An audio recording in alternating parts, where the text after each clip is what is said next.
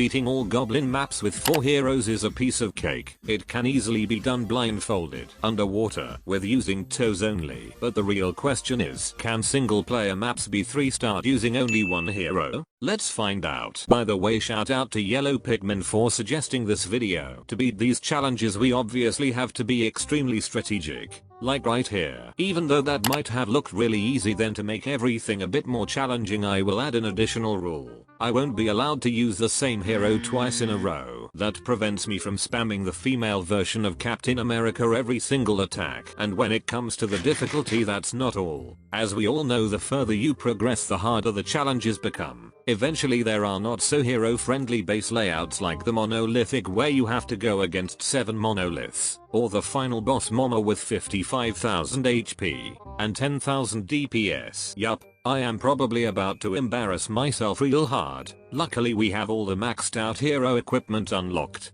including the brand new stick horse epic for the king. I am really hoping that this will help me defeat the final boss. Also I can use the spells, but I will start using spells only when I really need. So far everything has been just a walk in the park until I reached the Pecker's Playhouse, where I got slightly cocky by using the old man with pre-buffed Lavaloon puppet. Since I started recording this video on 6th of October 2025, then this equipment only spawned 2 Lavaloons, which made things look rather awful, but fortunately I still managed to squeeze that 3-star out of it. Next up it was time for Sherbet Towers. This base used to be the final boss of Goblin maps back in October 2018 before 25 new maps got added. The first 50 levels were easy peasy lemon squeezy, but from now on each one gets significantly worse. As you can see from here, MP got dealt quite hefty amount of damage before he managed to wipe out this base. That told me the time is getting closer where I have to start using spells, but I did not expect it to happen that soon.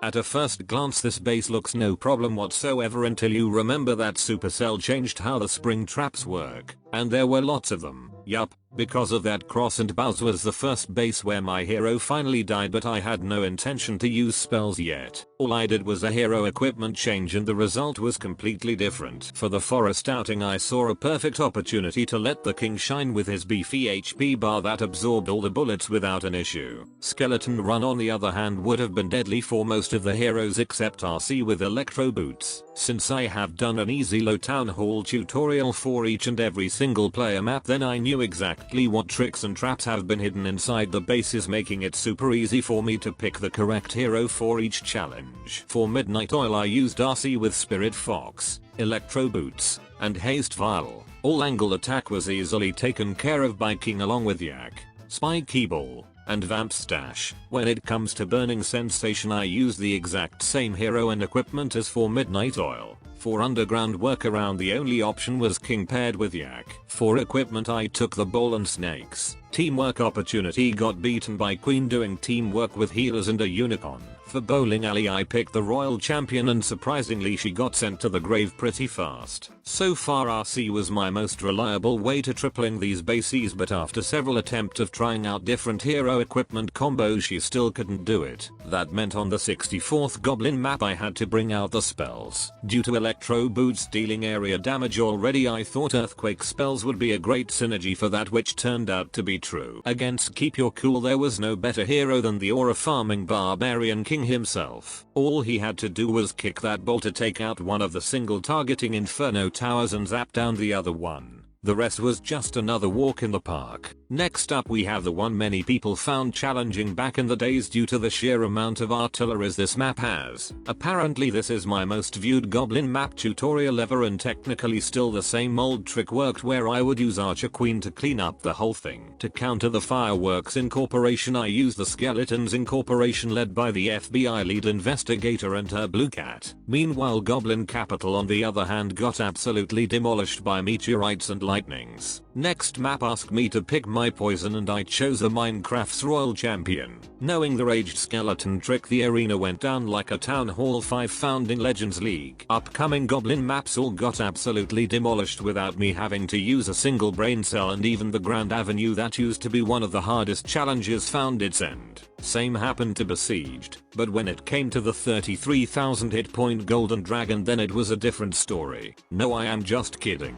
He went down like everyone else and I even had 5 spells still left to use. Now we are finally entering the section of the latest maps that got added to the game in 2022 December, and with these it's safe to say the developers turned the difficulty way higher. Already when I tried the first and presumably the easiest map I struggled. I struggled so much so that I had to take out my own tutorials that are still the best goblin map guides in the internet to find some tips and tricks. One thing I found out was that I use the bat spells to take out the scatter shots, which is actually a massive value for 2 housing space of spells. Even though it helped me get a bit further than before, then it still wasn't enough. I tried different heroes several times. Then I tried different equipment combos several times, and I also tried different spell combos several times until the king showed up to clean up the mess no other hero couldn't clean. Attacking this base almost 20 times in order to succeed really told me something. It told me that I am in a bit of a pickle. There were 14 more bases just like that, but even harder. Yup, as you can guess, my expectations were already low on succeeding, but when I saw 21% result on Ring of Power with my best hero and spell combo, I knew I am totally screwed. This base was so damn difficult that I ran out of recording space as each and every file was already almost 1 hour long.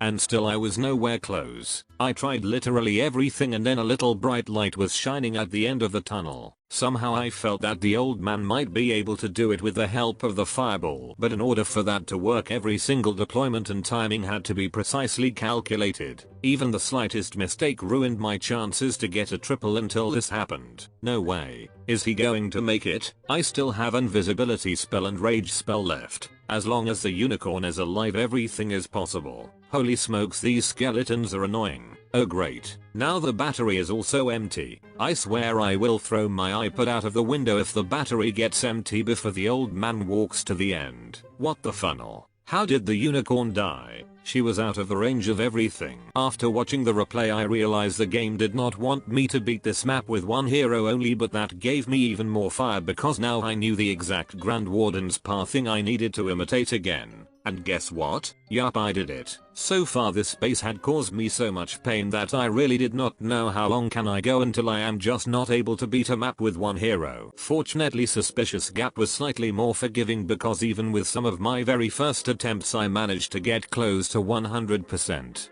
And all of that using Minion Prince, that is one of the worst heroes when it comes to soloing a goblin map. After several adjustments to his deployment and hero equipment choice I managed to pull it off. Compared to the previous challenge that took me few hours to beat, this one took only 20 minutes, which would classify as easy peasy. What was not so easy peasy was the stay on target. That map has so many defenses to take care of, making it nearly impossible to beat. I tried absolutely everything during the following days until I gave up. Is this the map that forces me to use the second hero? No. I had no intention to surrender. What I did instead was to wait. Wait for what, you may wonder? Well, I waited 1 month so Supercell would release potentially another OP spell or a hero equipment that would help me beat this base. And guess what? They did. The blue pill spell. No, I am sorry. The totem spell got introduced and I was about to spam it like there is no tomorrow in order to beat staying on target. Did I succeed? Well, not quite. I got closer, but it still took more from me than simply spamming totem spells. In fact, the problem was the sheer amount of multi-targeting inferno towers that this map had.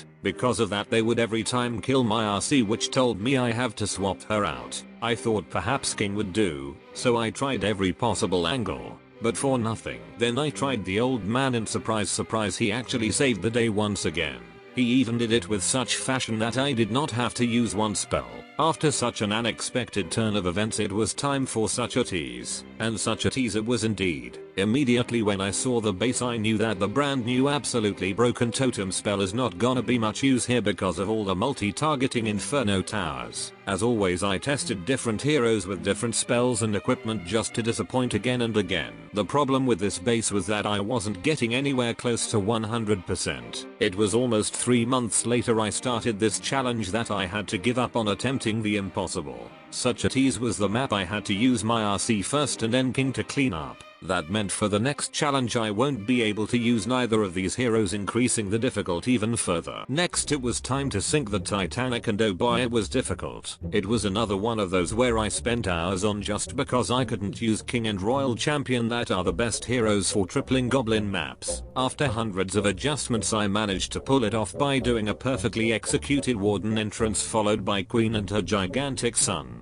Cold Flame on the other hand was really easy thanks to being able to use both the King with his newly unlocked wall hack and Royal Champion to clean up everything else. After beating a goblin map with the first attempt I had to take on the corner case. Well, that one took me 3 attempts, which means it was still a pretty easy challenge. Looking at the name of the next map would make you think yo boy Jaso is going to be in pain, but in reality as you can see it was easy peasy lemon squeezy. And for all the builders living in Boulderopolis it was the old man and the Queen who brought them to their knees, as in the end there were only ashes and debris left of their city. And now ladies and gentlemen, we are at the final 5 maps before handing goblins over a massive L. First of all, as you can expect for an old master of goblin maps like me, monolithic caused no issues whatsoever. Invisibility blankets along with RC King combo did the job with my first attempt. Raging headache wasn't much of a headache as all I had to do was Warden walk from the bottom corner joined by the Queen, and from that point onward totem spam was pretty much all I had to do. In fact, the totem spam was so successful that both heroes ended up with almost full hit points. Because Toxic Town Square had so much area splash damage, then here totem spells would have been absolute waste, and immediately I swapped them with few revive and invisibility spells. Honorable mention goes to Vamp Stash ability that kept him alive while he was jumping around with his brand new toy. And right here we have the last map before the boss fight. As you can see, Disappearing Dilemma has loads of spell towers, and the easiest way to get rid of most of them would be to use the fireball. Correct? Well, that was also my initial thought, but when I realized I will soon have to face that fat ass 55,000 hit point mama, then I knew I need to save the nuke for later. Since I just used the King and RC, then all that I had was this Minion Prince and Archer Queen. Doesn't sound like much, but luckily our Queen knows how to give birth, so basically there's another hero on the map who literally tanks so much damage that he was the one to knock out the last invisibility spell tower. And now is the time. It's time to whoop Mama's ass. Since I had visited Mama's madhouse several times in previous years, I knew exactly what she likes. She likes the good old little boy at the top of her house. That was the only thing that made her sleep like a baby, and today it was not in my best interest to wake her up. By the way, this trick works only if you will use the goblin skin for your old man that you have purchased by using code Jaso. There is literally no other way, because this skin makes her think that it's just another one of the goblin map goblins maintaining the buildings and reloading the mortars. Along with the RC, they are cleaning everything up in a fast fashion because I gave this hero in the turbo boots. In order to do it successfully, it's mandatory to have at least bachelor's degree in placing the invisibility blankets. Only this way we can keep her alive long enough. Well, not quite. No worries, everything is once again precisely calculated. All I had to do is wait it out until the poison effect decays, and now RC can finish the work she was sent out to do. But apparently this bloody goblin hall, or whatever it's called, has almost the same amount of hit points as the mama herself, which makes it literally impossible to destroy. And as you can see, it meant only one thing: to use the third hero.